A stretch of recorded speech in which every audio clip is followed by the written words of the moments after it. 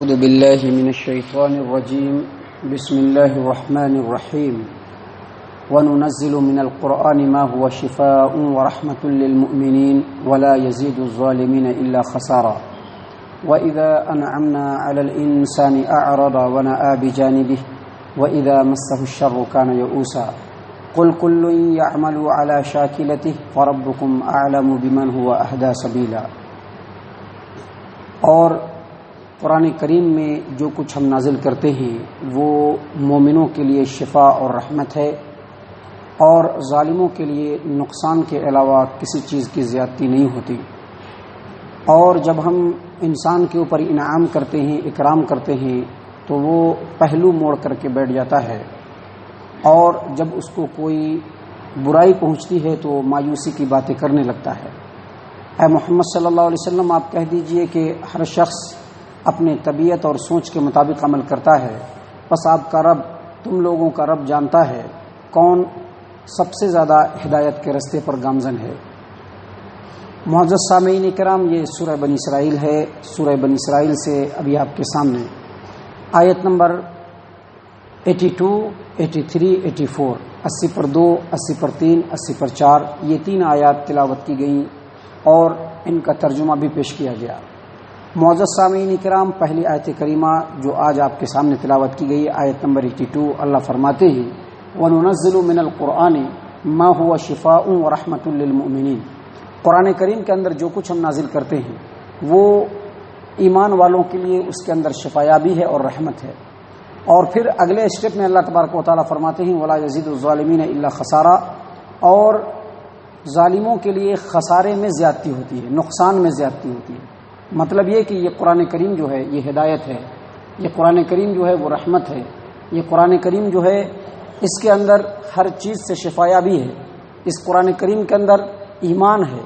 لیکن اس شخص کے لیے جو قرآن کریم کے اوپر ایمان لائے اور اس کا یہ یقین ہو، اس کا یہ عقیدہ ہو کہ یہ قرآن کریم اللہ تبارک و تعالیٰ کی طرف سے نازل کیا ہوا ہے، اور قرآن کریم کے اندر جو باتیں ہوں وہ اس کے مطابق عمل کرنے کی کوشش کریں، ایسے لوگوں کے لیے اس کے اندر ہدایت ہے، رحمت ہے، شفایابی ہے۔ ایسے لوگ جب قرآن کریم کو پڑھتے ہیں، اس کے معنی اور مطلب پر غور کرتے ہیں، قرآن کریم کے ترجمہ اور تفسیر کو سنتے ہیں، تو اس پر غور و فکر کرنے کی وجہ سے ان کے اندر جو عقیدے کی اور دلوں کی بیماری ہوتی ہے، کفر ہوتا ہے، شرک ہوتا ہے، نفاق ہوتا ہے، فسق و فجور ہوتا ہے، بددیانتی ہوتی ہے، بدنیتی ہوتی ہے، خیانت ہوتا ہے، یہ تمام کے تمام بیماریاں قرآن کریم کو پڑھنے، اس کے معنی اور مطلب پر غور کرنے اور اس کو سننے سے وہ دور ہوتے چلے جاتے ہیں۔ اور جب ان تمام بیماریوں کا اخلاق رذیلہ کا مکمل علاج ہو جاتا ہے تو اسی قرآن کے ذریعے سے سماج و معاشرے کے اندر محبت پیدا ہوتی ہے، رحمت پیدا ہوتی ہے، شفایابی پیدا ہوتی ہے، انسان ایک دوسرے سے جڑتا ہے، ایک دوسرے سے محبت کرتا ہے۔ تو یہ سب کس کے لیے ہے؟ جو ایمان والے ہیں، جو قرآن کریم کے اوپر عقیدہ رکھتے ہیں، جو قرآن کریم پر ایمان رکھتے ہیں اور اس کو سنتے ہیں اور اس کے مطابق عمل کرتے ہیں۔ لیکن اس کے مقابلے میں جو ایمان والے نہیں ہیں، یہ قرآن کریم ان کے لیے ہدایت نہیں ہے۔ اللہ تعالیٰ نے قرآن کریم کے اندر واضح طور پر فرمایا ہے ذَلِكَ الْكِتَابُ لَا رَيْبَ فِيهِ هُدًى لِّلْمُتَّقِينَ، یہ قرآن کریم جو ہے وہ تقوی اور پرہیزگاری والوں کے لیے ہی ہدایت ہے، دوسروں کے لیے اس میں ہدایت نہیں ہے۔ دوسروں کے لیے قرآن کریم کی جو ہے ایک ایک آیت اور ایک ایک سورت اس کے لیے نقصان کو ہی بڑھاتا ہے، اس کے کفر کو ہی بڑھاتا ہے، اس کے شرک کو ہی بڑھاتا ہے، اس کے نفاق کو ہی بڑھاتا ہے، اس کے دلوں کی بیماری کو ہی بڑھاتا چلا جاتا ہے۔ قُلْ هُوَ لِلَّذِينَ آمَنُوا هُدًى وَشِفَاءٌ وَالَّذِينَ لَا يُؤْمِنُونَ فِي آذَانِهِمْ وَقْرٌ وَهُوَ عَلَيْهِمْ عَمًى۔ اللہ تعالیٰ قرآن کریم کے اندر دوسری جگہ فرماتے ہیں کہ اے محمد صلی اللہ علیہ وسلم، آپ کہہ دیجئے کہ یہ قرآن کریم ایمان والوں کے لیے ہدایت ہے، ایمان والوں کے لیے اس میں شفایابی ہے، اور جو ایمان والے نہیں ہیں یہ قرآن کریم جب یہ پڑھا جاتا ہے تو ان کے کانوں کے اندر بوجھ ہو جاتا ہے، یعنی پڑھا جائے گا، وہ قرآن کریم کی آیت کو سنے گا بھی، لیکن ایسا سنے گا کہ سن نہیں پائے گا، اور اس کا دل اندھا ہو جائے گا، کیونکہ قرآن کریم پڑھے گا تو وہ اس کے اوپر غور و فکر نہیں کرے گا، اس کا نفس، اس کی نفسانیت اس کے اوپر ہمیشہ غالب رہے گی۔ اللہ تبارک و تعالیٰ نے اسی بات کو یہاں پر بیان کیا کہ یہ قرآن کریم جو ہم نے نازل کیا ہے، اس کے اندر جو آیات ہیں، جو صورتیں ہیں، جو باتیں ہیں، وہ ایمان والوں کے لیے شفا یابی ہے، ہدایت ہے، رحمت ہے، لیکن اس کے مقابلے میں جو دوسرے لوگ ہیں ان کے نقصان میں اضافہ ہوتا ہے۔ قرآن کریم کی ایک ایک آیت، قرآن کریم کی ایک ایک سورت ان کی بدبختی کو بڑھاتا ہوا چلا جاتا ہے۔ اسی لیے آدمی کو چاہیے کہ قرآن کریم جب پڑھے تو پورے عقیدے کے ساتھ پڑھے، سنے تو پوری عقیدت کے ساتھ سنے، اس کے ایک ایک معنی پر غور کرے، ہر معنی کے اگینسٹ میں کمپیریزن کرے اپنے عمل کا کہ قرآن کریم کیا کہہ رہا ہے، ہمارا عمل کون سا ہے۔ اس طرح سے جب انسان قرآن مجید کو پڑھے گا، سنے گا، سمجھے گا تو اس کو ہدایت ملے گی، رحمت ملے گی، شفا یابی ملے گی۔ اگر یوں ہی سنتا ہے، بس سنتا ہے، تو اس سے کچھ بھی فائدہ نہیں ہونے والا ہے۔ محترم سامعین کرام، اگلی آیت کریمہ میں اللہ تبارک و تعالیٰ نے مزید نصیحت کرتے ہوئے کہا وَإِذَا أَنْعَمْنَا عَلَى الْإِنسَانِ أَعْرَضَ وَنَأَىٰ بِجَانِبِهِ۔ ہم جب انسانوں کے اوپر نعمت کرتے ہیں، اس کے اوپر انعام کرتے ہیں، فضل کرتے ہیں، دنیا کے اندر اس کو کشادگی دیتے ہیں، دنیا کے اندر اس کو رزق سے نوازتے ہیں، آرام و آشائش سے نوازتے ہیں، سہولت اس کے لیے مہیا کرتے ہیں، وَنَأَىٰ بِجَانِبِهِ، تو وہ منہ موڑ کر کے بیٹھ جاتا ہے، یعنی اللہ کو بھول جاتا ہے۔ اللہ نے نعمت دیا، اللہ کو بھول گیا، اب نعمتوں میں ہی کھیل رہا ہے بندہ۔ اللہ تبارک و تعالیٰ کو کس قدر یاد کرے، اس کے پاس وقت نہیں مل پا رہا ہے، اللہ کو بھول بیٹھا ہے، نعمتوں میں مگن ہو گیا ہے۔ یہ انسان کا ایک پہلو ہے۔ اس کے مقابلے میں دوسرا پہلو اللہ تبارک و تعالیٰ بتلا رہے ہیں وَإِذَا مَسَّهُ الشَّرُّ كَانَ يَئُوسًا، اور اگر اس کو کوئی تکلیف پہنچتی ہے، پریشان ہوتا ہے، مصیبت میں پڑتا ہے، آزمائش میں پڑتا ہے، تنگی میں پڑتا ہے، کانا یئوسا، تو مایوسی کی بات کرنے لگتا ہے۔ یعنی ایک عام انسان جو ہوتا ہے، ایک عام انسان، ایمان والے نہیں، ایک عام انسان کو اللہ تبارک و تعالیٰ جب نعمتوں سے نوازتا ہے تو وہ اللہ کو بھول جاتا ہے اور نعمتوں میں کھو جاتا ہے، گم ہو جاتا ہے۔ اس کے مقابلے میں وہی عام انسان جب اس کو اللہ تبارک و تعالیٰ تنگی سے دوچار کرتا ہے، مصیبت سے دوچار کرتا ہے، تو وہ مایوسی کی باتیں کرنے لگتا ہے کہ میرے پاس کچھ نہیں ہے، میں کیا کروں۔ یعنی کسی بھی صورت میں وہ اللہ کو یاد نہیں کرتا ہے۔ اللہ تبارک و تعالیٰ یہاں پر یہ اشارہ دے رہے ہیں کہ ایک ایمان والا جو بندہ ہوتا ہے، اگر اس کو اللہ تبارک و تعالیٰ نوازتا ہے تو وہ اللہ کا شکر ادا کرتا ہے۔ اور شکر، ایک بار پھر میں بتلا دوں، شکر صرف زبان سے الحمدللہ بولنے کا نام نہیں۔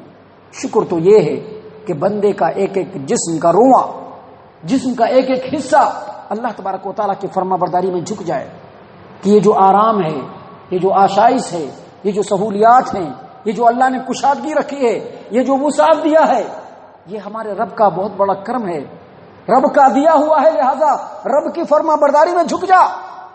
ایک مومن بندے کی نعمت کے درمیان یہ پہچان ہوتی ہے، اس کا یہ آئیڈینٹیفیکیشن ہوتا ہے۔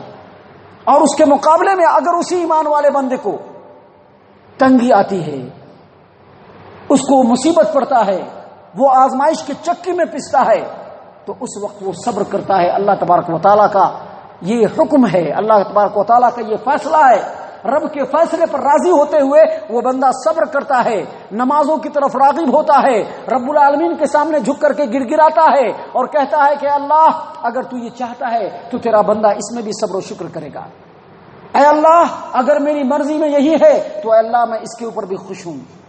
اس طرح سے وہ بندہ رب العالمین کے سامنے جھکتا ہے، چاہے وہ نعمت میں ہو، چاہے وہ تکلیف میں ہو، ہر حال میں وہ بندہ جو ہوتا ہے ایمان والا، وہ اللہ کو یاد کرتے رہتا ہے۔ اللہ نے اسی بات کو یہاں پر بیان فرمایا۔ محترم سامعین کرام، اگلی آیت کریمہ یعنی آیت نمبر 84 جو آپ کے سامنے تلاوت کی گئی، اس میں اللہ تبارک و تعالیٰ فرماتے ہیں قل، اے محمد صلی اللہ علیہ وسلم کہہ دیجئے، کل یعمل علی شاکلتہ، ہر انسان اپنے طریقے، اپنے ڈھنگ کے مطابق عمل کرتا ہے۔ فربکم اعلم بمن هو اہدی سبیلا، پس آپ لوگوں کا رب بہتر جانتا ہے کہ کون سب سے زیادہ ہدایت پر ہے۔ کیا مطلب؟ اس کے دو مطلب بیان کیے گئے ہیں۔ پہلا مطلب یہ بیان کیا گیا ہے کہ اس دنیا کے اندر جتنے بھی انسان ہیں اپنی اپنی سوچ اور اپنی اپنی طبیعت کے مطابق عمل کر رہے ہیں۔ کوئی اللہ کی مکمل فرما برداری کر رہا ہے، توحید پرستی پہ گامزن ہے، کوئی اللہ پر ایمان رکھ رہا ہے لیکن اس کے ساتھ شرک کرتا چلا جا رہا ہے اور وہ مشرکین اور کفار کی جماعت میں شامل ہے، اور کوئی ایسا ہے جو اللہ کو مانتا ہی نہیں۔ اللہ نے فرمایا کہ رب بہتر جانتا ہے کہ کون سب سے زیادہ ہدایت پر ہے، اسی لیے مسلمانوں کو یہ نہ کہا جائے کہ یہ بالکل گئے گزرے لوگ ہیں. اور دوسرا مطلب یہ بیان کیا گیا ہے کہ ہر شخص اپنے طریقے، اپنی طبیعت، اپنی سوچ کے مطابق عمل کرتا ہے. مثال کے طور پر اللہ تبارک و تعالیٰ کے راستے میں صدقہ کرنا ہے، اللہ کے راستے میں دینا ہے. اب ایک بندہ ہے جو کھڑا ہوتا ہے اور علل اعلان کہتا ہے کہ میں رب العالمین کے راستے میں یہاں پہ ضرورت ہے، میں اتنا خرچ کر رہا ہوں. اس کی نیت کیا ہوتی ہے؟ اس کی نیت یہ ہوتی ہے کہ وہ یہ دیکھتا ہے، وہ یہ سمجھتا ہے کہ میں جو اس طرح سے لوگوں کے سامنے علل اعلان اللہ کے راستے میں خرچ کروں گا تو مجھ کو دیکھ کر کے پیچھے اور کئی لوگ اللہ کے راستے میں خرچ کریں گے. اور ایک بندہ ہے جو بالکل چھپا کر کے اللہ کے راستے میں خرچ کرتا ہے، اس کے دل میں کیا بات ہوتی ہے کہ ریاکاری نہ ہو، دکھاوا نہ ہو، بالکل چھپا کر کے میں رب کے راستے میں دے رہا ہوں. دونوں نے صدقہ کیا، سوچ دونوں کی الگ الگ تھی، دونوں کی طبیعت الگ الگ تھی، دونوں خیر کا ارادہ کر رہا ہے. اللہ تبارک و تعالیٰ کے رسول صلی اللہ علیہ وسلم رات کو نکلتے ہیں، ایک جگہ پہنچتے ہیں تو ابو بکر صدیق رضی اللہ عنہ کے تلاوت کی آواز بالکل دھیمی دھیمی آواز میں آ رہی ہے. جاتے ہیں گھر میں، پوچھتے ہیں کہ اتنے دھیرے دھیرے کیوں تلاوت کر رہے ہو؟ کہا کہ میرا رب بہرا نہیں ہے، میں بالکل خاموشی سے اپنے رب کو راضی کرنے کے لیے تلاوت کر رہا ہوں. آگے بڑھتے ہیں، دیکھتے ہیں عمر بن خطاب رضی اللہ عنہ بڑی زور زور سے تلاوت کر رہے ہیں. اندر جاتے ہیں اور پوچھتے ہیں عمر اتنی زور سے تلاوت کیوں کر رہے ہو؟ کہا کہ میں سوئے ہوئے لوگوں کو جگانا چاہ رہا ہوں اور اس ماحول اور معاشرے سے شیطان کو بھگانا چاہ رہا ہوں. محمد صلی اللہ علیہ وسلم نے دونوں کی تعریف کی، دونوں نے ایک ہی عمل کیا، دونوں نے تلاوت کیا، لیکن طریقہ دونوں کا الگ الگ. اسی لیے مفسرین نے کہا ہے کہ نیت، یعنی مفسرین میں سے بعض نے کہا ہے کہ ہر آدمی اپنے نیت کے مطابق عمل کرتا ہے، جس کی جیسی نیت ہوگی رب العالمین اس کو خوب خوب جان رہا ہے. لہٰذا اللہ تبارک و تعالیٰ نے یہاں پر فرمایا اے محمد صلی اللہ علیہ وسلم آپ کہہ دیجئے ہر شخص اپنی سوچ اور طبیعت کے مطابق عمل کرتا ہے، بس تم لوگوں کا رب بہتر جانتا ہے کہ کون سب سے زیادہ ہدایت پر ہے. حاصل کلام یہ کہ نیت کا درست ہونا یہ عمل کے درست ہونے کی دلیل ہے. اللہ تعالی ہم تمام کو ان آیات کے اوپر غور و فکر اور تدبر کرنے کی توفیق عنایت فرمائے. ان آیات کی روشنی میں ہمارے اندر جو کمی ہے، تقصیر ہے، کوتاہی ہے، اللہ تبارک و تعالی ان کمیوں کو، کوتاہیوں کو دور کرنے کی توفیق عنایت فرمائے. ہم تمام کو پکا سچا مومن اور مسلمان بنائے، صحابہ کرام کے طریقے پر چلنے والا بنائے، جنت الفردوس میں جگہ عطا فرمائے. آمین یا رب العالمین. اے اللہ ہم تمام کو جہنم سے پناہ دے، اے رب العالمین ہم تمام کو جہنم سے پناہ دے، اے مالک الملک ہم تمام کو جہنم سے پناہ دے. آمین یا رب العالمین. وما علینا الا البلاغ المبین.